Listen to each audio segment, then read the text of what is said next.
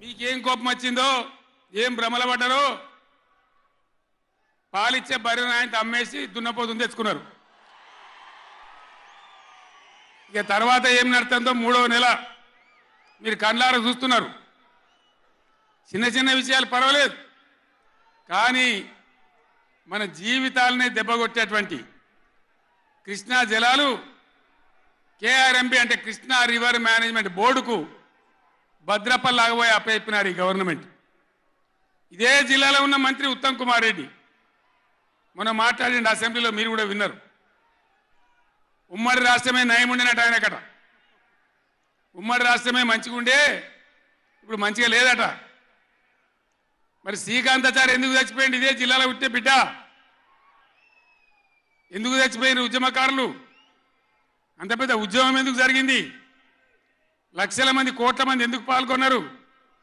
ఇంత సోయి తప్పి మాట్లాడతారు మంత్రులు. గవర్నమెంట్ వస్తే ఏం చేయాలా? పోయిన భద్రపల్లెక సంతకం పెట్టిండ్రు,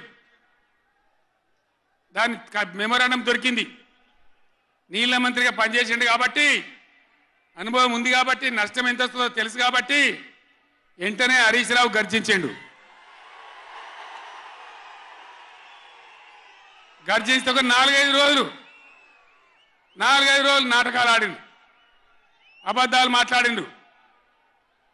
నిలబెట్టి మన గట్టిగా అసెంబ్లీలో అడిగితే అసెంబ్లీ బడ్జెట్ జరుగుతుంది, మీరు చూసిండు. బడ్జెట్ జరుగుతుంటే ఏమవుతుంది? బడ్జెట్ అతి ముఖ్యమైన విషయం. ఎప్పుడు కూడా చరిత్రలో దాన్ని పక్కకు పెట్టి వేరే అంశాలు తీసుకోరు. కానీ అగమేఘాల మీద ఇది జరుగుతుంటే, ఆ రగడ జరుగుతుంటే, బిడ్డ మీ సంగతి బదాలను నిలబెడతా, మిమ్మలను ప్రజల ముందే తెలుసుకుంటాం అని నల్లగొండ చెలో నల్లగొండ నేను పిలిపించిన.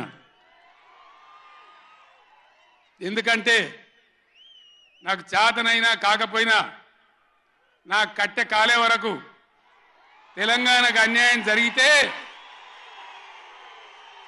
చివరి శ్వాస దాకా కూడా పులిలాగా లేచి కొట్లాడతా తప్ప పిల్లిలాగా ఉండను. ఎట్టి పరిస్థితులలో 600 ఏ విషయంలో కూడా తెలంగాణకు అన్యాయం జరగనివ్వను. కొట్లాడదాం.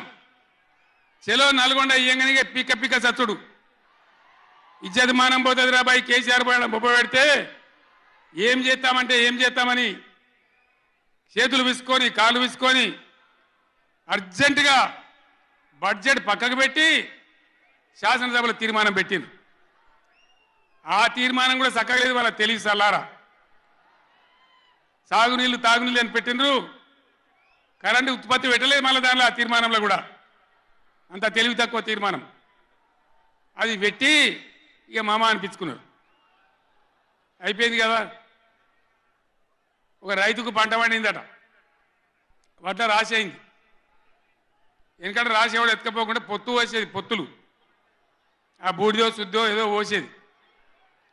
పక్క రైతుని పిలిచి పొరుగు రైతు పొత్తు వైరాబాయ్ అంటే, ఉంటే నాకేంది పోతే నాకేంది పులిగోవాలి కానీ పొత్తు పోసిందట. ఇలా ఏం పోతుంది? వాళ్ళకు కావాలి పదవులు, వాళ్ళకు కావాలి పైరవీలు, వాళ్ళకు కావాలి డబ్బులు తప్ప ప్రజల హక్కుల గురించి లేదు. నాడు లేదు, నేడు లేదు. దయచేసి నేను మీ అందరినీ కోరేది ఒకటే, అన్ని సందర్భాల్లో పోరాటమే ఉండదు. అవసరమైనప్పుడు పోరాడాలి, పోరాటానికి సిద్ధంగా ఉండాలి. అవసరమైతే సద్దులు కట్టుకొని రావాలి, మనం పిడికిలి బిగించాలి. అప్పుడే మన హక్కులు కాపాడుకోగలుగుతాం. అటు కేంద్రాన్ని కానీ, అధికారులను కానీ, కృష్ణా ట్రిబ్యునల్ కానీ, రాష్ట్ర ప్రభుత్వం కూడా భద్రప పనిచేయకుండా అప్రమత్తంగా ఉంచేటట్టు కానీ నడవాలంటే మనం ఎప్పటికప్పుడు జాగ్రత్తగా పులుల్లాగా కొట్లాడాలి. ఈ మాట చెప్పడానికి నేను ఇంత దూరం వచ్చిన, మిమ్మల్ని అందరినీ సమీకరించిన. ఇప్పుడు గవర్నమెంట్ వచ్చింది. గవర్నమెంట్ వచ్చిన కాడ నుంచి మీరు చూస్తాను, ఎవడన్నా కొత్త గవర్నమెంట్ వస్తే ఏం చేయాలి? పోయిన గవర్నమెంట్ కంటే 4 మంచి పనులు చేస్తాం, ప్రజలు అవదనిపించుకుంటామనే మాట ఉండాలి, ఆరాటం ఉండాలి. ఒక్కటన్నా మంచి మాట ఉన్నదా? ఒక్కటన్నా? పొద్దున్న లేస్తే సొల్లుపోయాను కేసీఆర్ని తిట్టాలి. కేసీఆర్ని తిడితే మీరు పెద్దోళ్ళు అవుతారా? లేనిపోని బదనాములు పెట్టి కేసీఆర్ మీద బదనాం పెడితే మీరు పెద్దోళ్ళు అవుతారా? ప్రజల హక్కులు గాలికి వదిలేసి ఏ విధంగా అసెంబ్లీలో మాట్లాడుతున్నారో, ఎటువంటి దుర్భాష మాట్లాడుతున్నారో, ఎంత దుర్మార్గమైన పద్ధతిలో మాట్లాడుతున్నారో టీవీలో సాక్షిగా మీరు అందరు చూస్తూ ఉన్నారు. నేను మీ అందరిని కోరేది ఒకటే, ఎవరికి అధికారం శాశ్వతం కాదు, కానీ తెలంగాణ ప్రజల హక్కులు శాశ్వతం, మన వాటా శాశ్వతం, మన బతుకులు నిజం, మన పిల్లల భవిష్యత్తు నిజం. దానికోసం అధికారం ఉన్నా లేకున్నా తెలంగాణ ప్రజల పక్షాన కొట్టాడి రాష్ట్రం తెచ్చిన వాళ్ళం కాబట్టి బీఆర్ఎస్ సైనికులు కూడా దయచేసి అప్రమత్తంగా ఉండాలి. మన పోరాటం కొనసాగుతూనే ఉండాలి. ఆ విధంగా మనం ముందుకు పోవాలి. నాకు కొన్ని విషయాలు అర్థమైతలేవు. ఈ మైకోనికి మళ్ళీ ఏం పుట్టిందా? ఏం చేయకమని వాడిని ఉన్నట్టుమని మేము కరెంటు తెచ్చినాం ఆ రోజు. అంతకుముందు రాత్రి కరెంటు, పొద్దా కరెంటు ఆగమాగముండే. గవర్నమెంట్ వచ్చిన తర్వాత, టీఆర్ఎస్ గవర్నమెంట్ వచ్చిన తర్వాత కరెంటు తెచ్చినాం. ఒక 7-8 నెలల్లో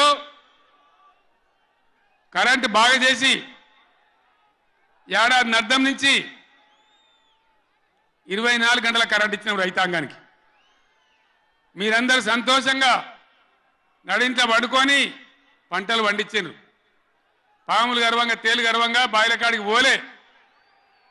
కేసీఆర్ పోగానే, కేసీఆర్ గవర్నమెంట్ పోగానే కట్కేసినట్టే బంద్ అవుతుంది ఆ కరెంటు.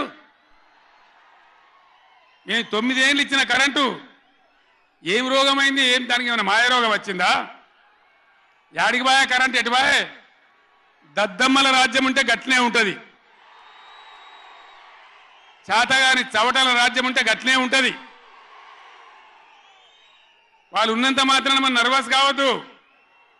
ఎక్కడికక్కడ నిలదీయాలి. ఏమైందిరా బిడ్డ నా కరెంట్ అని అడగాలి. ఇవాళ నేను ఒక మాట కుల్లా చెప్తున్నా. మొన్నటిదాకా నడిచిన కరెంటు కాకుండా ఇదే మిర్యాలగూడ నియోజకవర్గంలో దామరచర్ల మండలంలో 4000 మెగావాట్ల పవర్ ప్లాంట్ కట్టినాం. ఇదే జగదీష్ రెడ్డి గారి నాయకత్వంలో. అయిపోయినాయి. 80% పనులు అయిపోయినాయి. 90% అయిపోయినాయి. అది కష్టపడి చేసేస్తే 2-3 నెలలు తిప్పల పడితే 4000 మెగావాట్ల పవర్ వస్తుంది. రామగుండంలో ఆనాడు మొదలుపెట్టినటువంటి ఎన్టీపీసీ పవర్ వచ్చేసింది. ఆల్రెడీ 800 మెగావాట్లు వచ్చింది. ఇంకో 800 మెగావాట్లు రాబోతా ఉంది. అంటే ఆనాడు నేను నడిపినాడు ఉన్నదానికంటే 5600 మెగావాట్ల పవర్ కరెంటు ఎక్కువ ఉండంగా కూడా వీళ్ళకి ఏం రోగం పుట్టింది? కరెంటు ఎందుకు ఇస్తలేరు? ఎందుకు తిప్పల పెడుతున్నారు? బిడ్డ అయ్యేలా చెలో నల్గొండతోనే ఆపం. ఎక్కడ దొరికితే అక్కడ బదాలు నిలదీసి మీ కథలు చేస్తాం. ప్రజలను కరెంటుకు తిప్పల పెట్టినా, నీళ్ళకు తిప్పల పెట్టినా, మంచినీళ్ళకు తిప్పల పెట్టినా ఎక్కడికక్కడ మిమ్మల్ని నిలబెడతాం. మిమ్మల్ని గవర్నమెంట్ తెచ్చిండ్రు, మాకేం బాధ్యత ఇచ్చిండ్రు? ప్రతిపక్షం బాధ్యత ఇచ్చిండ్రు. మిమ్మల్ని నిలదీసే బాధ్యత మాకు ఇచ్చిండ్రు. కాబట్టి ఎక్కడికక్కడ మిమ్మల్ని నిలదీస్తాం తప్ప వదిలిపెడతామనేటువంటి దానిలో ఉండొద్దు. ప్రజలకు తప్పు చేయొద్దు. నేను హెచ్చరిస్తా ఉన్నా ఈ రాష్ట్ర ప్రభుత్వాన్ని. ఏ విధంగా బీఆర్ఎస్ గవర్నమెంట్ ఇచ్చిందో వెంటనే కరెంటు పునరుద్ధరించాలి. ఆ విధంగా మొత్తం రాష్ట్రానికి, రైతాంగానికి కరెంటు ఇవ్వాలి. కానీ వీళ్ళ వ్యవహారం ఎట్లున్నది? చరిత్రలో ఏం లేదు. అసెంబ్లీలో తెచ్చి జనరేటర్ పెట్టి వీళ్ళ తెలివికి అసెంబ్లీలోనే మొన్న మనోళ్ళు మీటింగులు తిరుగుతుంటే ఒక మీటింగ్ మాట్లాడుతుంటే 7 మాటలు పోతుంది కరెంటు. నల్గొండలో జగదీష్ రెడ్డి మాట్లాడుతుంటే 7 సార్లు పోతుంది కరెంటు. ఏం మాయ రోగం వచ్చింది? మీకు తెలివిలేక, నడపరాక, చాతగాక ఇలా మంది మీద బదనాం పెట్టి బతుకుదాం అనుకుంటున్నారా? అట్లా కాదు బిడ్డ, జాగ్రత్త. బతకనీయం, ఎంబడబడతాం, వేటాడతాం.